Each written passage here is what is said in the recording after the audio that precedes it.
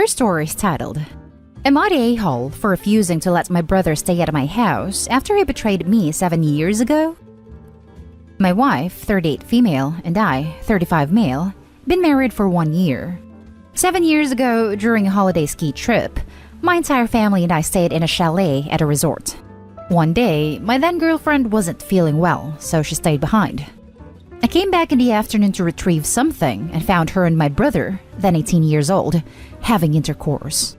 I'll spare the details of what happened next.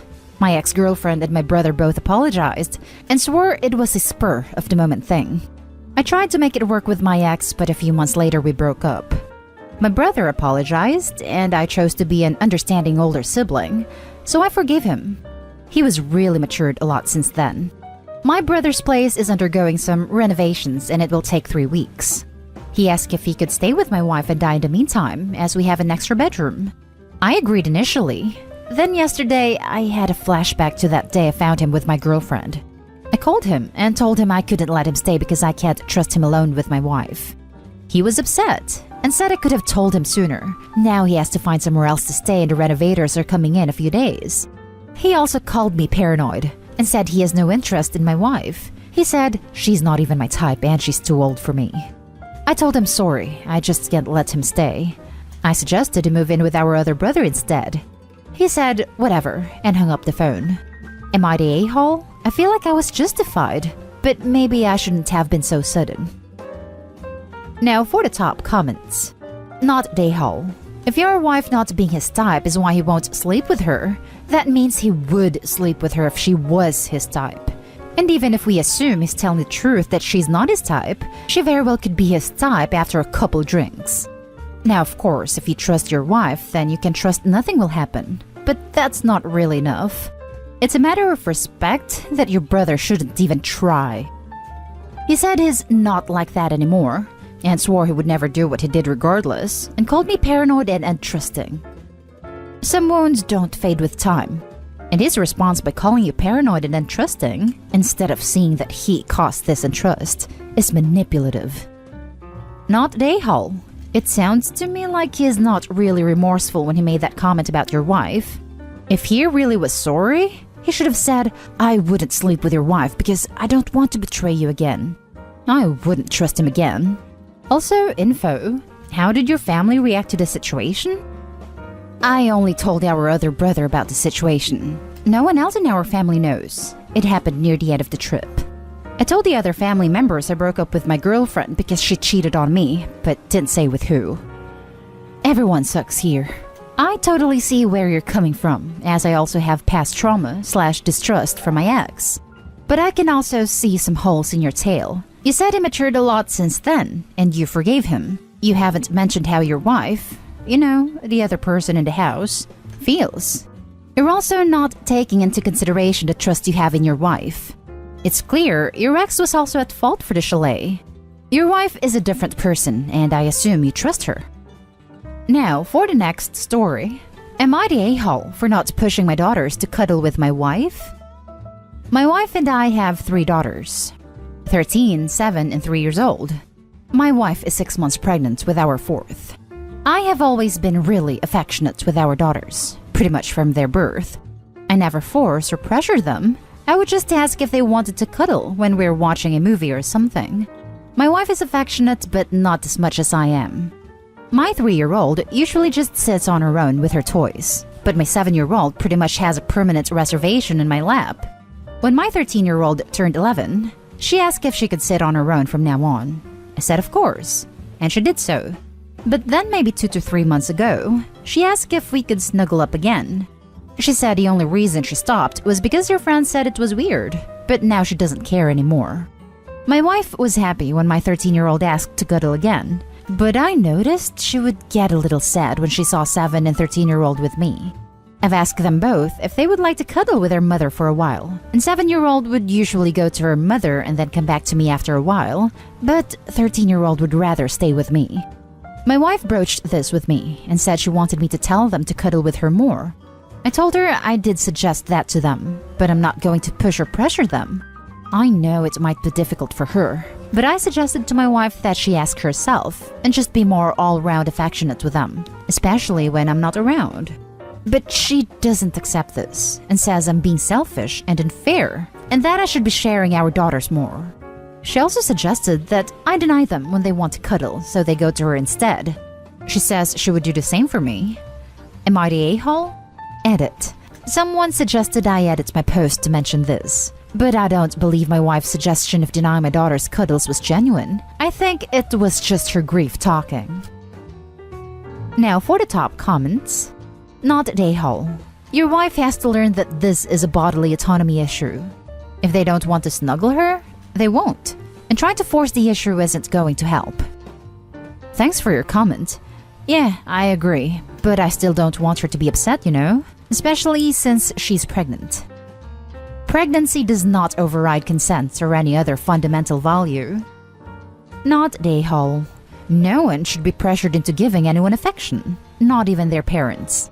I understand that your wife is hurt, but pushing your daughters or denying them your affection is not the solution. Agreed. Any suggestions how to approach this with my wife? I think that she needs to be reassured that this isn't that the kids don't love her, but that everyone has a different love language, and hers with the kids so far hasn't been cuddling. She needs to understand that your kids have their own bodily autonomy and want different affection from different people. It's a hard conversation to have, and I do understand why she is sad about it. But that doesn't mean she can force it on the kids. I agree with the love language thing. My wife has always spent time with our daughters doing activities, mostly things like baking together. I think it's just that my 13-year-old wanting to cuddle again has made my wife want in on that as well. Next story. Am I the a-hole for not rehiring the nanny we fired over a misunderstanding? I, 38 female, have a 17-year-old daughter from a previous relationship and a 6-year-old daughter from my current marriage. My husband and I both work, so we employ a nanny. This nanny also takes care of my 11-year-old nephew who comes over a lot when my brother is at work. A couple days ago, my meeting for the afternoon was rescheduled, so I decided to go home at 4:30 instead of my usual 6:30. The nanny was supposed to bring my daughter home for a snack before dropping her off at dance. I walk in, and I'm surprised to find that the nanny isn't back yet. I go to the kitchen and find a can of Smirnoff Ice Mash poking out of the trash can. All the alcohol in my house is in a wine cellar, and my husband and I don't buy Smirnoff. I was furious because nobody in the house had any business drinking. My nanny, when she was hired, was told that drinking on the job was strictly banned. I went into my daughter's room where she was lounging on her bed and held up the can. I asked if this was hers.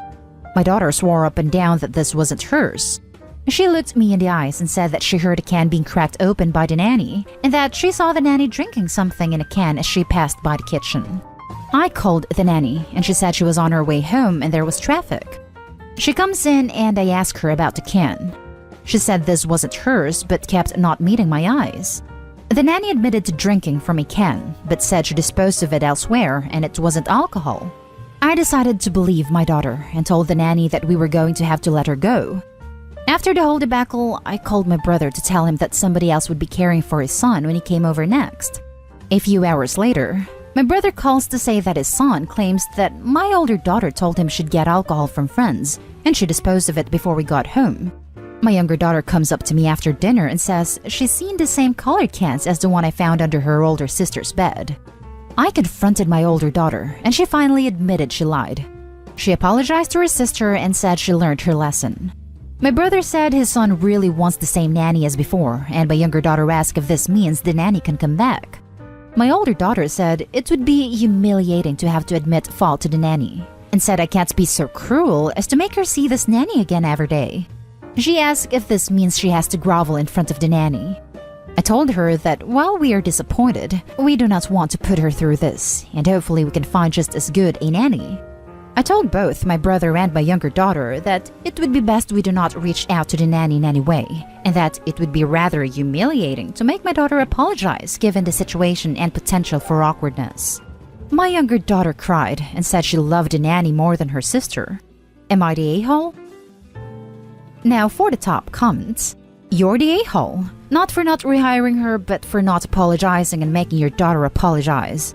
So it's cool if she just goes through life not taking responsibility for her actions because it's humiliating?